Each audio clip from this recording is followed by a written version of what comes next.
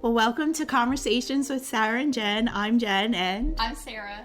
And we want to invite you to a time where you can pretty much just crawl up with a pillow or grab your favorite chair and just talk to someone who maybe you see as a mentor or like your favorite aunt. And so we want to invite you to some conversations. And so today we're actually going to talk about friendships because we're actually really good friends, believe it or not. Yes, we are. Indeed. And so we wanted to kind of talk about why friendships matter. And so the first thing, so we would, I guess, start with is, could you tell everybody, when did we meet and when did you know that we were going to be really good friends? Yeah, so Jen and I met, it was like we had just moved here and we were doing VBX. And it's a ministry in the church and for the 5th and 6th graders. And I remember going into the gym, and I don't know if Jen was sitting there first, I was sitting there first, I don't remember. We were helping out the ministry assistant, and Jen just starts talking, and she's just so real and like upfront and just says it like it is. And I'm like, okay, I like this woman. She also offered Starbucks coffee, so I'm like, I like her even more.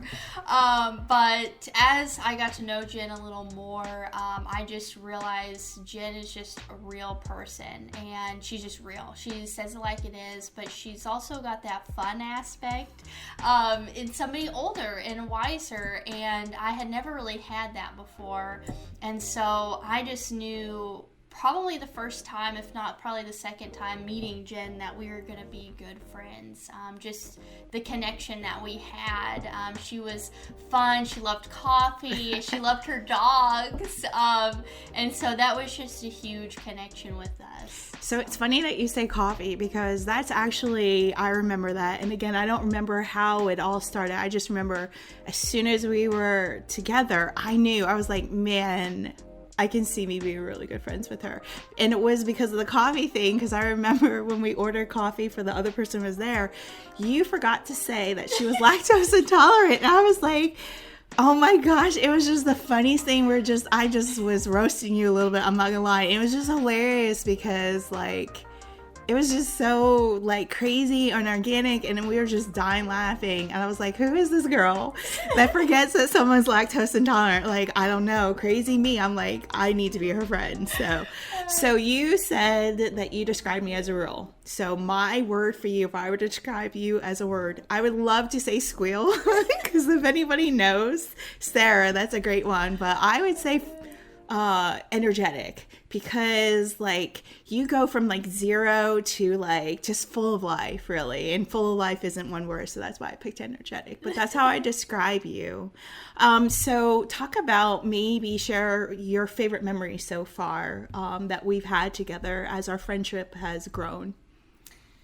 Honestly, I don't know. I don't know if I would say there's a favorite memory with Jen and I, because there's just so many little things, you know, just almost every conversation I have with Jen, I just walk away with life. I really do, you know. She speaks so much truth into my life. She doesn't even know it all the time, but she does it. And so I think just every conversation, knowing that I've got someone on my team, you know, and that's awesome to know that you have that person, you know, that somebody that's going to be there for you and also going to talk real, like call you on, you know, your crap whenever you need to be, you know, focusing on the Lord more or just whatever it is, but someone that's just there for you. So I don't know if there's like a favorite memory together. It's probably every conversation, a little bit of that. See, so now I feel really bad because she's like super serious and like all sweet. I'm going to share probably, and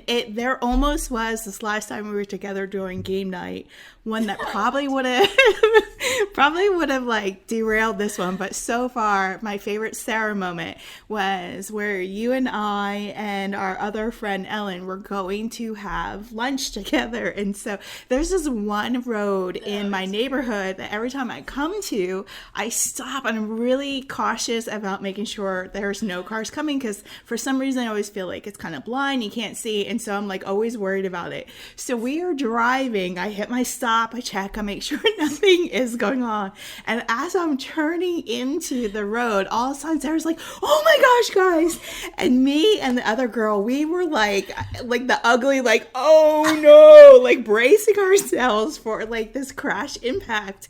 And it ended up being like she liked this decoration. It just made her like so excited. And so I share that because that's a lot of what happens, is that I love that you just make me laugh randomly, where you find some type of joy out of something, and we could have like this dead serious conversation, and then a squirrel goes by and you're just like full of it, and I just love it. And so that is probably so far my favorite moment with you. But so I honestly would say, as I've watched God develop our relationship, and it's more than just being a mentor, because you can have a mentor-mentee relationship and not really have a really good friendship. Mm-hmm. And we are, in that situation, and it's both ways, because you definitely helped me be a better parent as I have some adult children. So you keep me calm. But we're really good friends. And so why do you think it's so important to find godly friends? What would you say to the people watching why it's important? Yeah, so it's, as I think back of like Jen and I's relationship, and not just a friendship, but also mentorship, thinking about like how I was praying for, God to really give that to me, to, give that relationship, that it was a friendship, but also a mentorship, somebody that was older than me, wiser, that had been through life a little more than me, only by like 5 years. I love it.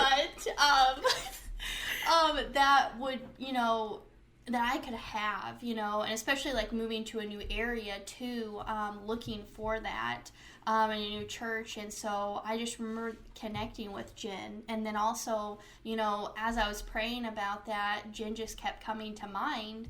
And I remember talking to Jen, and she was like, yes, I would love, to, mentor you. And I was like, okay, God, really? Like, I was like, this is not happening, like I've never had that connection, with someone older than me. And so it's so important to find godly relationships, godly friendships, because we need to have accountability in our life, someone that we're close to, that knows us well, that's going to call us on our crap whenever we're veering off the path. I think of the disciples whenever they're literally walking with Jesus and they get distracted, they like forget all, that Jesus has done. And so I think for us, like for me, I sometimes forget, or I get distracted on different things. And so I need a Jen in my life to, call me on my crap and be walking with me so closely that she knows. And so, and we do life together. It's not like in every moment when we're talking to each other, but we are, connected, and we do life together. So it's so important to find those godly relationships, so you have that accountability, so you have someone to tell you like it is, but in a loving way, and to keep you focused on God and what really matters. And I love that, because it reminds me of, I think it's Proverbs 27:17, and it talks about how iron sharpens iron. And the cool thing too that God did is that, you obviously shared your testimony and about how you were praying and you needed me. So Sarah needed a Jen, but I also equally say that I needed a Sarah.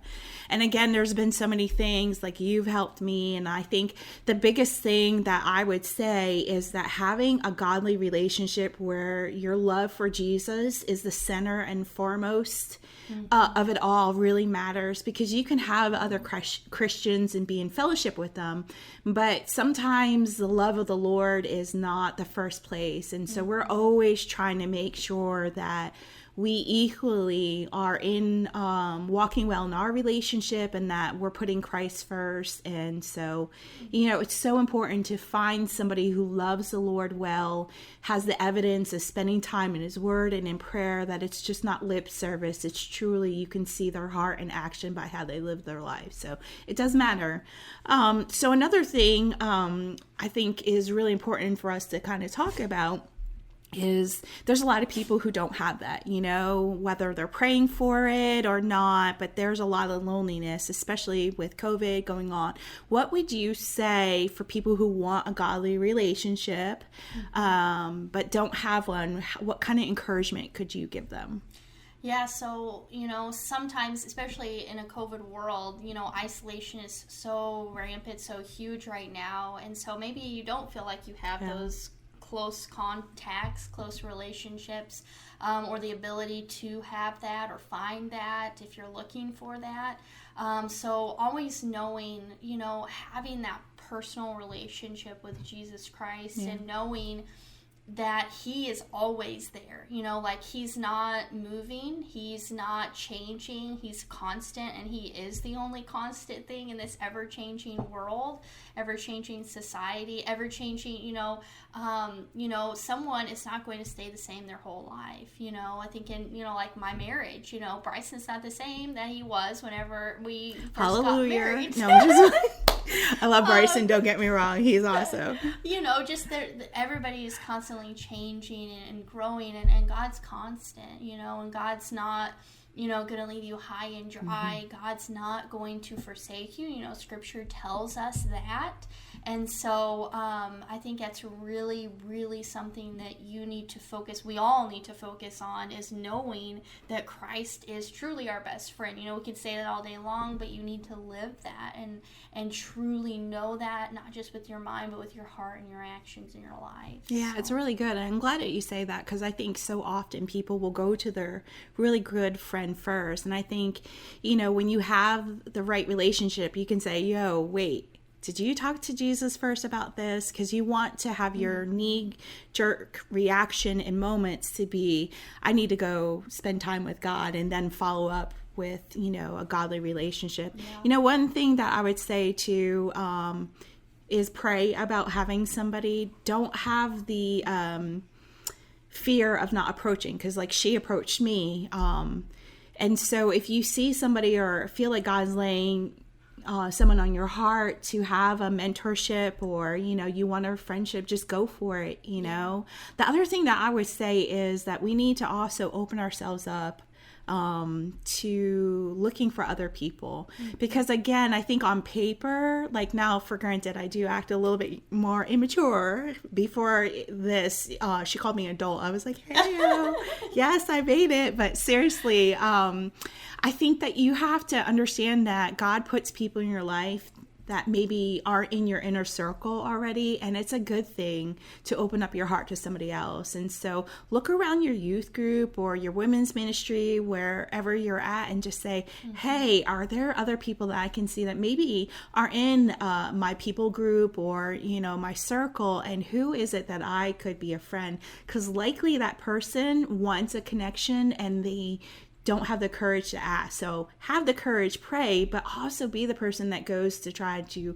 be a friend to someone that needs to be a friend. That is how you can help somebody find godly relationships. Yeah, okay, so we're going to do this podcast. We are going to do this podcast. A lot of this will be taking questions. Her and I have the privilege of being able to sit down and talk a lot of times together with different teenagers and preteens in our church's ministry, and we just thought it would be such a great opportunity to open it up more to people, to give them a place where they could just share their questions. And so part of what we're doing this podcast for is for you to send us your questions. And so you can do that. We'll get that information of a number you can text, as well as email or like Instagram. So we'll get that for you.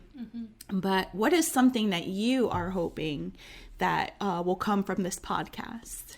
Yeah, so I am really hoping that this podcast is a good place for you to come if you feel like you don't have that mentor, or you don't have that older woman in your life to ask those hard questions, maybe hard question, or just a question that you've always wondered throughout life. And we were telling a student this not too long ago, that I want I want you to ask questions because, you know, we don't want you to go through life, and no matter what age you are, you know, if you're an 80-year-old watching this, you know, still ask those questions because you still have breath in your lungs, you know, God still has you here.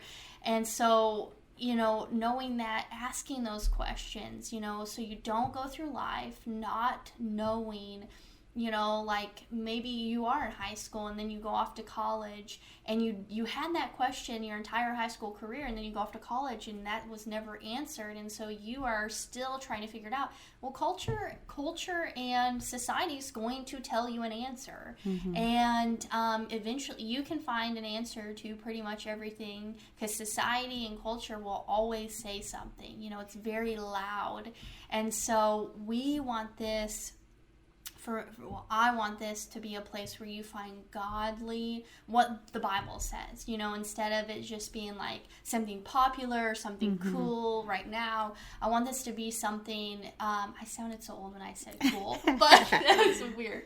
I was like, oh my gosh, I sounded like my mom saying cool. But anyways, I want this to be a place where you really can have those, you know, questions that you have answered from a biblical perspective. Yeah, and the best way to do it is to join us for a conversation, because we like to talk about these things, and so we're really excited for you to join us. So before we go, we want to do two things. Number one, let you know what our next podcast is going to be on. We're going to talk about a question that we recently were asked, which was, how do you find purpose when you feel like a failure? So we're going to discuss that. And so again, if you have other questions besides that, please go ahead and let us know and we will talk about that. But one thing that I wanted to do is leave you guys with a question for you guys to talk about and share with us. And that is, have you ever been McGuired?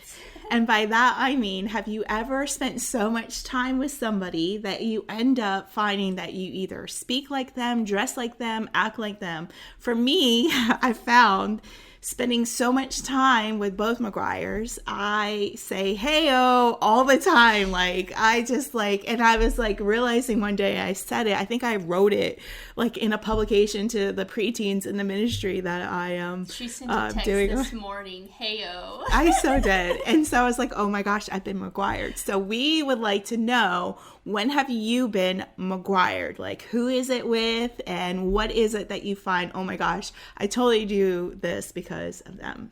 So any last things you want to say to our viewers? I hope you guys have seen the genuine relationship between Jen and I, and we are just so excited for this to be a place where you can come and ask those questions that you've always had, and we hope that this is a place where you can get those questions answered, you know, from a woman's perspective. So yeah, well, we're excited. So next time we will see you with a conversations with Sarah and a Jen. Bye.